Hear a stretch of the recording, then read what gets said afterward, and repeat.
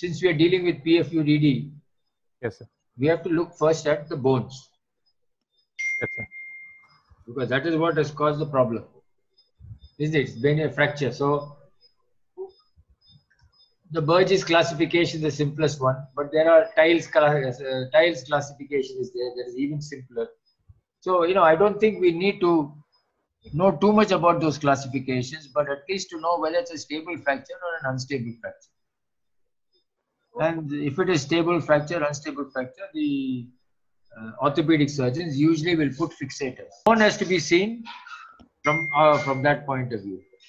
Then from the point of view of the urethra itself, which is what is the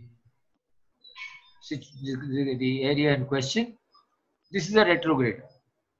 Yes, sir. RGU. Yes, sir. And I think what we need to look at is the anterurethra.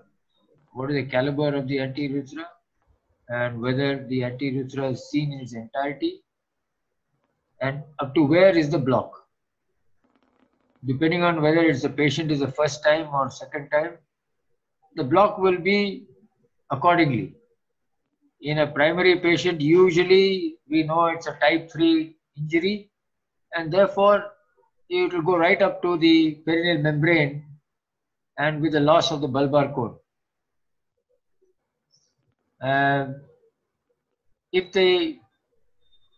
If by some mistake the patient also has an anterurethral stricture, then that will be seen separately. So it alters the classification of the classical Goldman classification, the Colapinto classification, and we'll have to add the Goldman modification to that classification. So RGU is important. The other thing is, I think we need to look very carefully at the end, which is the distal end, the proximal end, not the distal end. The proximal end, which is towards the bladder. Sometimes what happens is we get the impression that the urethra is sort of beyond the actual area of sight, and it looks as though, oh yes, it will be easy to get the end-to-end anastomosis. But you have to look very carefully, because that part of the urethra may be irregular. There may be patency by having contrast going, but it won't be a healthy urethra for us to do an anastomosis. So if there's any irregularity in the proximal end towards the perineal membrane, and that part of the urethra is actually, if there's any irregularity there, then that has to be taken into account. So don't assume that just because the urethra, the contrast extends beyond that, that the urethra up to there is normal. It may not be. Okay, sir. Now you see this bend here, no? Can you see this bend here? Yeah. Yes, if you see that bend, this would suggest that the bulbar urethra still, there's some bulbar urethra left. Okay. You can see the penoscrotal junction where there's a bend. Yes, that is the penoscrotal junction. Yes. So you do have a fair bit of bulbar urethra all the way right up to the perineal membrane. Yes. We know that the perineal membrane extends across the pubic arch. So this is exactly where a type 3 injury would have occurred. And you do have some bit of bulbar urethra which can be mobilized. And that is why you have the first step of the Webster algorithm is complete bulbar mobilization. That means you mobilize this entire bulb for about up to the penoscrotal junction, and you're likely to get about 4 to 5 centimeters when you completely mobilize. And you'll be able to get, with the other steps in the Webster algorithm, you'll be able to get that end anastomosed to the posterior urethra.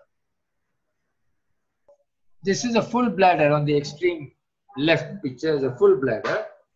And you can see that as the bladder is filled, the bladder neck has opened actually. Yes, sir. And you can actually see a small little filling defect in the posterior urethra, which is probably the Verumen tunnel. Okay. Okay? This doesn't mean by looking at this X-ray that the bladder neck is actually incompetent. Okay, sir. All right? It just means that in a full bladder film, the bladder neck is open. Yes. Right? Why is it open? It is open probably because as a result of filling, the patient got an unstable contraction because he's been on SPC for a while. There's a bit of irritability to the bladder, and he couldn't control his urine, and therefore he had an unstable contraction. He couldn't void because the urethra is blocked. That's the reason why the bladder neck is open. This by itself does not constitute a contraindication to surgery, to urethroplasty. Just because of bladder neck. The most important thing is the bladder neck, if you look at it here, looks normal. It is not deformed. Yes. If it is either box shaped or triangular in shape, this would mean that the bladder neck is being held either by bony spicule or by perivesical adhesions, and therefore the bladder neck is distorted. Okay, sir. A distorted bladder neck may not be distorted all the way around. It may be distorted only in one wall, and therefore it looks a little lopsided. And it doesn't also mean that just because you do a urethroplasty that such a patient will be rendered incontinent. Not necessarily. So one has to do the urethroplasty first, and then you will find that in the vast majority of patients that they are actually continent. But this particular bladder neck looks absolutely normal. It's nicely funneled, and you see that there is a nice contour to the bladder. There is some degree of compression of the side walls of the bladder. It's not folding out. It seems to be rising up into the abdomen, and that's probably because that there is a lot of perivesical hematoma and reaction as a result of the fracture. And when you actually operate on such patients via the abdominal route, if you look at this bladder, it's as though like a pie in the sky, but the pie is not risen up. If you have taken this X-ray at the time that this patient had the accident, this bladder may have been much higher. The bladder base may have been higher. Yes. This is what has been described by Turner Warwick, that as time goes by, the hematoma gets resolved, gets absorbed, and pulls the bladder down towards the urethra, what he has described as a homing effect. That is, the bladder is coming home, the bladder base is coming home because of all this. And when you actually operate on such patients, if you go by the abdominal route, you will realize that the anterior wall of the bladder is actually plastered against the posterior surface of the pubic bone. One needs to remember that. The bladder neck will not be directly where you normally think it is. It has been displaced downwards and posteriorly. So the bladder neck will not be sitting exactly where you expect it to be. And this is the reason why when you do a suprapubic scopy, you have to angle the scope to such an extent because the bladder neck is displaced. Yes, sir. So the bladder neck is distorted and displaced by virtue of the fact that there is a hematoma there. And if you have to get enough length of the posterior urethra, then this entire area has to be mobilized so that the bladder anterior wall is separated away from the back surface of the pubic bone. And the pubic bone, remember, is also shattered. So it will be irregular there. But there's no other way. That's the only way you can separate it so that the bladder neck is freed. Now, many a time when you have a deformed bladder neck, when you actually free it all around like this, then all the adhesions have disappeared and the bladder neck regains its shape. And you may not have to do anything more to such patients. And you go ahead with the urethroplasty and they continue. So this is what I think is important on an X-ray like this. The second X-ray is actually the voiding. And you can see that this patient actually has a genuine void because you can see that comparing these two full bladder films and the straining film, that is able to void and the posterior bladder neck is open widely, the posterior urethra is dilated, and there is no flow of contrast going below the inferior border of the pubic bone. Now, if you have taken, this is like a semi-lateral, it's not really a lateral, it's a oblique X-ray to some extent. Okay? And as you see the tip, if you just move your cursor to the tip of that posterior urethra where the contrast ends, if you had taken a true lateral film, you would find that this is actually pointing towards the rectum area, that is posterior. So what's called the S bend. It is displaced posteriorly. Okay. Now, what we need to remember is that when you are dissecting this posterior urethra, that what you see where the cursor is the end of the urethra, but it may not be the normal urethra. The mucosa may be still inside, and you may have to excise. Can you see a small little incisural, I think, on the lateral border of the dilated urethra? Yeah, a little bit. Yeah, that little bit of dimple. Yes, it is possible that the urethra will have to be transected at that point to get to normal urethra. So the mistake that people make is when you pass the Haig-Ruesch dilator, you will feel the tip at the original site where the end of the urethra is. And you may incise on that thinking that that is where the normal urethra is, but the normal urethra is inside some more. So anastomosing it to the tip of the Haig-Ruesch dilator is not the best idea. You are going to land up with a stricture. So you'll have to excise that bit to get to healthy urethra before you make the anastomosis. The other thing is you have to observe that surface marking of the distal sphincter is at the midpoint of the obturator foramen. And this is better seen on a straight X-ray where you draw a line horizontally across the two obturator foramina and a line across the midpoint. You'll have some idea as to where the distal sphincter is, and therefore you can titrate this. You may have been able to do a better idea by doing what's called an opposing bugiogram or up and downogram as they call it, to know how much of displacement there is. But we know that there is going to be significant displacement. But more than that, sometimes when you do an up and downogram, because it's only two-dimensional, you are not very certain as to whether the displacement may be so much, you may think, oh, this is very bad. But actually, it's only an AP direction. And that is why this is where the MRI comes in. The MRI is useful to tell you how much of displacement there is because you get a 3D effect. You get a 3D effect and you can actually rotate the images nicely like you would do for any vascular anomaly in the kidney, like we do for the donors to know how many arteries there are. The same way, this MRI will help in this situation to know exactly how much of displacement there is. You may find that on an AP projection, it looks very wide, but actually the two ends may be quite close to each other.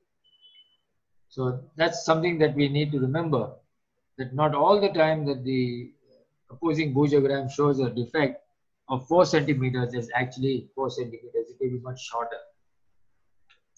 Okay. Let's go to the next. The other thing is, one of the things that we find when you do a widened film in some patients is reflux. There is no reflux here. And that reflux is not due to primary VUR in the vast majority. That reflux is probably due to long-standing catheter SPC causing trigonitis, causing edema of the trigone, as a result of which there is some degree of distortion of the ureteric orifices and failure of the ureteric orifices to have its normal coapting mechanism as a valve. And so there's reflux, and this reflux usually settles once the urethra is patent. One doesn't have to do anything much about it. How would you make out whether there is any callus formation? Would it be necessarily seen on the X-rays at 3 months, or it won't be? In some patients, when you look at the ordinary X-ray, you may find that there's a lot of material on either sides. It's all distorted. There's a blend. In this particular X-ray, it's not so bad. It's not so bad. But in some patients where the bone, both the superior and inferior rami on both sides have been cracked, there is a lot of displacement of the bone, then you will see the callus. And again, the callus sometimes may not be opacified. because it may not yet be, there may be no calcium in it.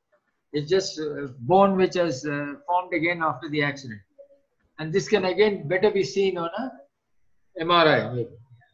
But you see it at surgery certainly when you take off all this bone while doing an inferior pubectomy. It is not normal bone, and that's why it's called callus. It's as a result of the fracture that is healing, and this is there. Okay, sir. So we'll move on to the next. Now, I think what we need to remember here is that this is a much, if you look at the inferior ramus on the left side, you can see that there's a crack. Yes.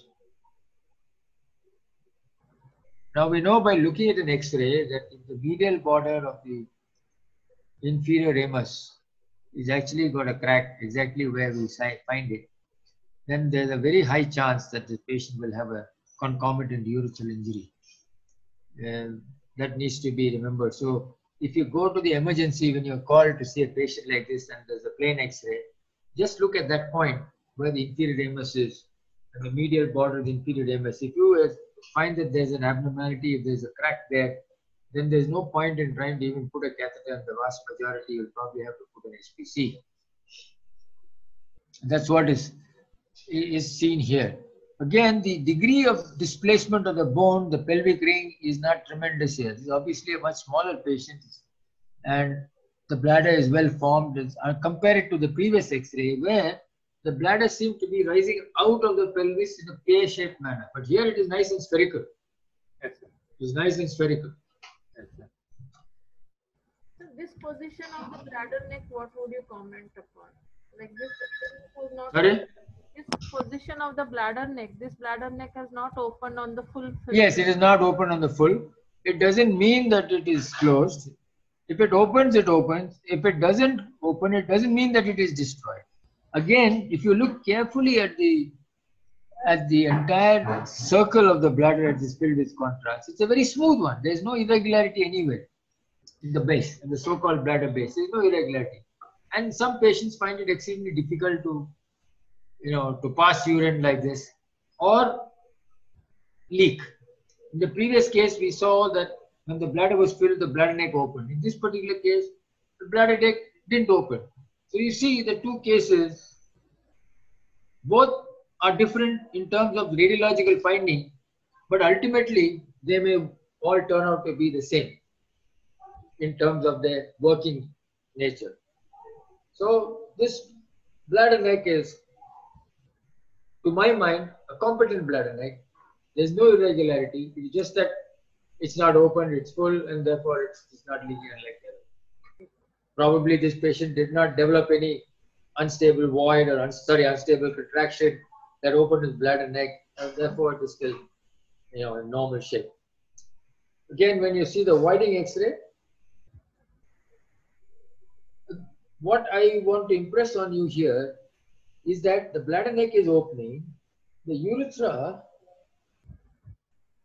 appears to be much longer, the posterior appears to be much longer than the previous case.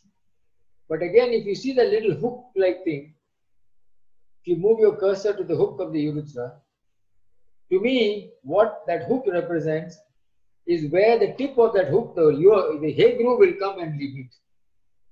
The hair groove will come and probably land there, and you may think that that's the normal urethra. To me, that is not the normal urethra. That is the urethra which is part of that S bend, which is now riding against posteriorly. And you will again, you see that incisura here, that little bend where little more, yeah, that's right.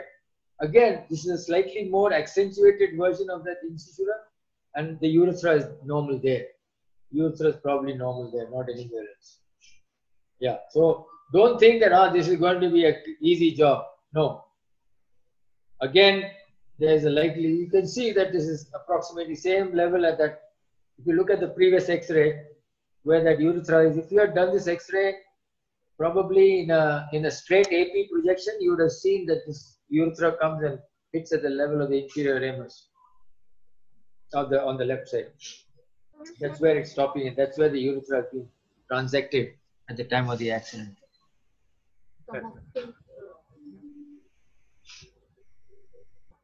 This is the RGU. RGU.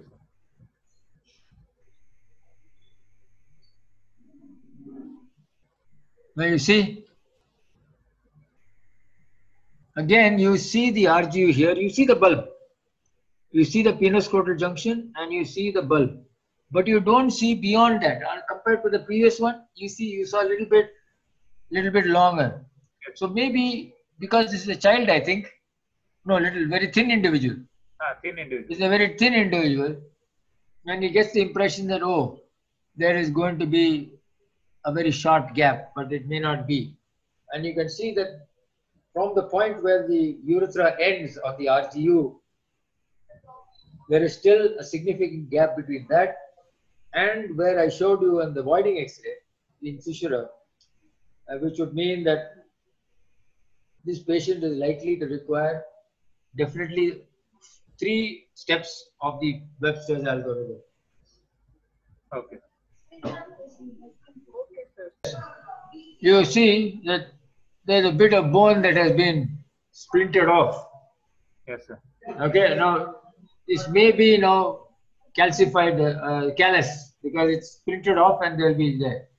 And you can see that the urethra is there. Unfortunately, the angulation of the penis and the urethra is not correct. So normally we don't see the bend, but you can see the bulb. Yes, sir. You can make out the shadow of the penis and you can make out the penoscrotal junction and you can see the bulb. And go right up to where the spicular bone is. Okay, you can see that there is the 2 operator. This is again a picture which is taken slightly over. Pubic bone has been split, the pubic symphysis and this upper part. Yes, sir. Yes, Sir, correct. yes, that's completely cracked. That bone right across is cracked.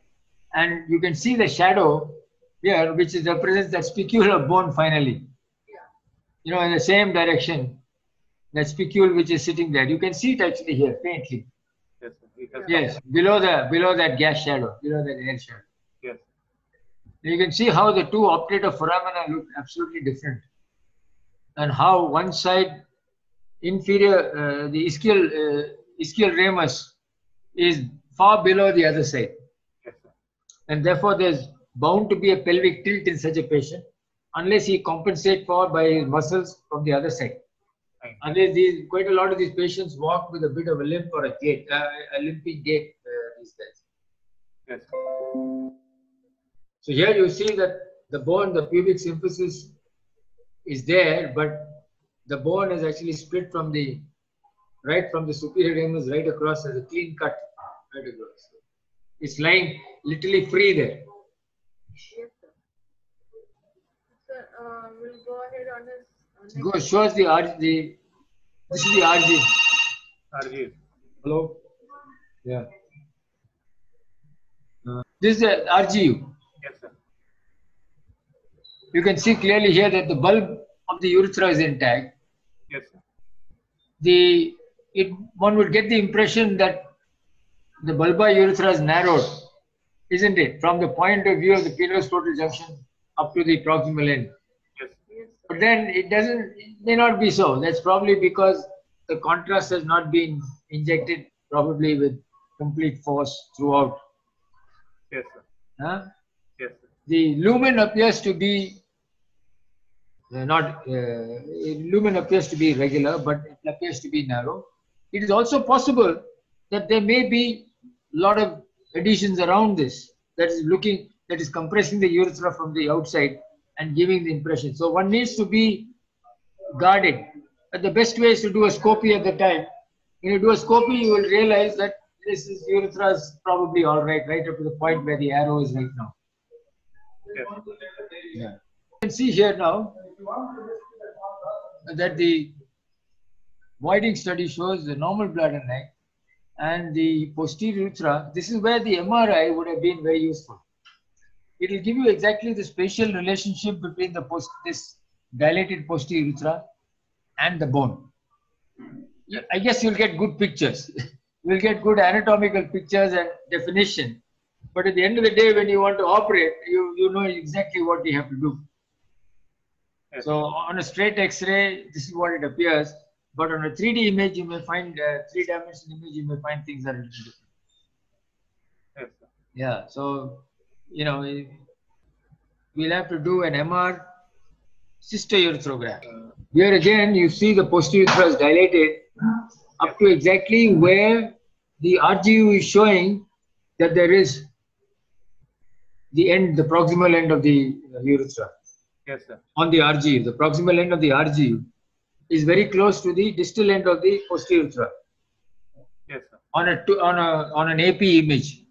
But again, you have that spicular bone maybe in between, or the two pubic rami are overriding, you know, on the right and left.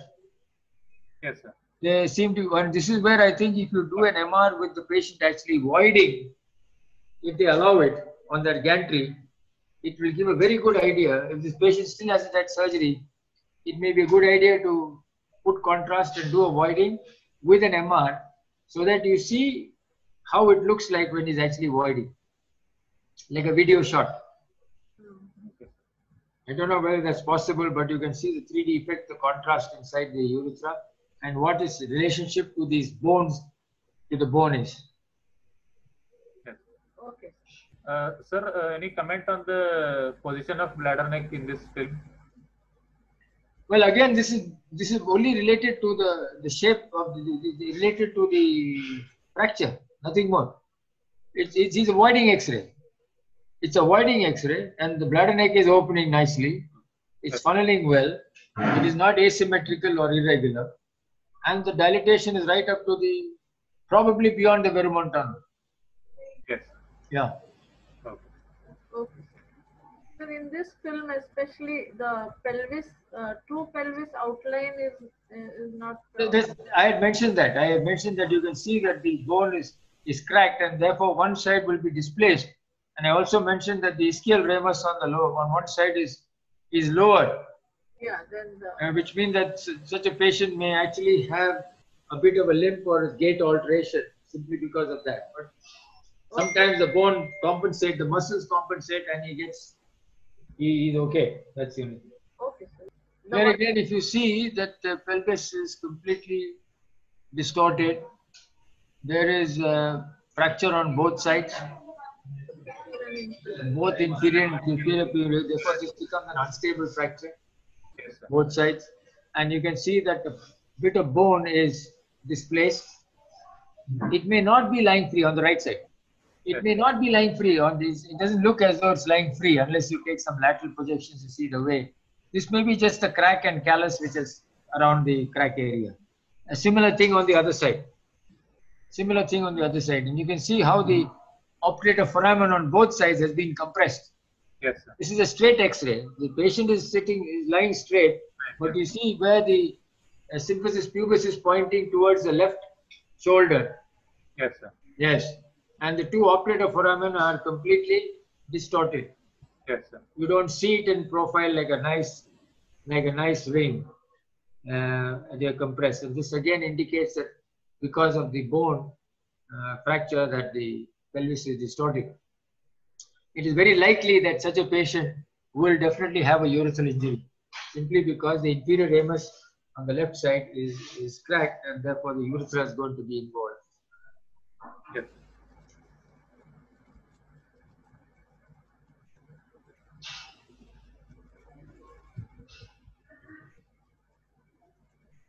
This is the MCU of the patient.